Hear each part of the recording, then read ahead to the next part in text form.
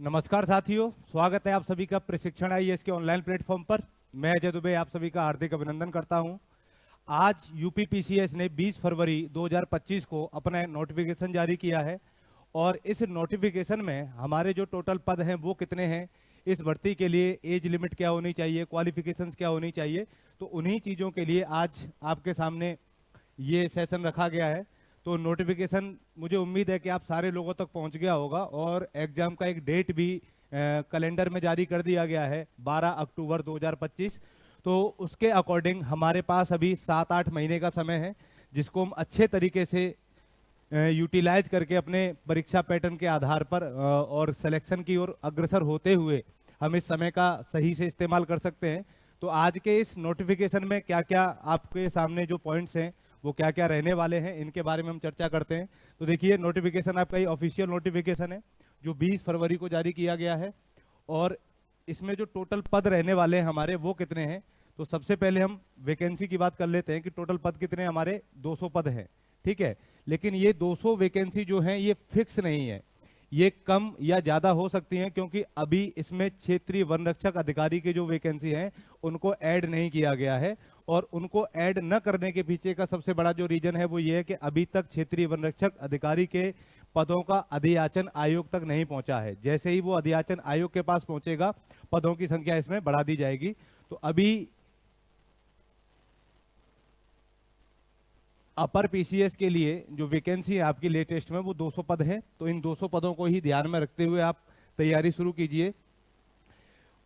आगे देखिए, आगे अगला पॉइंट जो है आपका वो एजुकेशनल क्वालिफिकेशन का है। तो देखिए, पीसीएस के लिए हमें ज्यादा क्वालिफिकेशन की आवश्यकता नहीं होती। जितने भी कैंडिडेट ग्रेजुएट हैं, यानी कि जिन लोगों ने अपना ग्रेजुएशन कंप्लीट कर लिया है, वो इस एग्जाम के लिए एलिजिबल होते हैं, बशर्ते उनकी जो एज लिमिट है वो 21 साल होनी चाहिए मिनिमम। उसके बाद आप इस फॉर्म को फिल करने के लिए एलिजिबल हो जाते हैं। तो इसकी जो लास्ट डेट रहेगी वो क्या है, फॉर्म कब से स्टार्ट होंगे, इसकी फीस की डेट क्या रहेगी, सिलेबस क्या रहेगा, इन सारी चीज़ों के बारे में हम अभी चर्चा करते हैं। तो कैटेगरी वाइज इसमें एज डिसाइड की जाती है। तो जो जनरल कैटेगरी के हैं या सामान्यतः कोई भी कैंडिडेट चाहे वो किसी भी कैटेगरी का हो, उसके लिए मिनिमम एज लिमिट जो है, मिनिमम जो एज है वो 21 ईयर है। और जनरल कैटेगरी के कैंडिडेट के लिए मैक्सिमम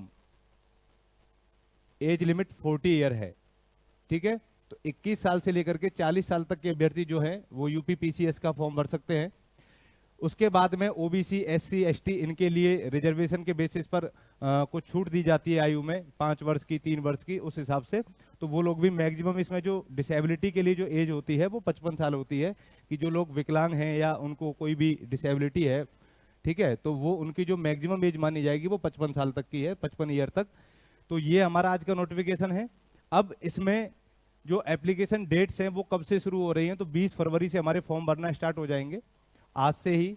और इसकी जो लास्ट डेट है वो 24 मार्च है, लेकिन आप इसमें संशोधन या करेक्शन कर सकते हैं, वो है आपकी 31 मार्च। तो 31 मार्च तक आप फॉर्म में अगर कोई भी गलती आपसे हो जाती है, कोई मिस्टेक हो जाती है, तो उसके करेक्शन के लिए आयोग ने आपको 7 दिन का अतिरिक्त समय दिया है।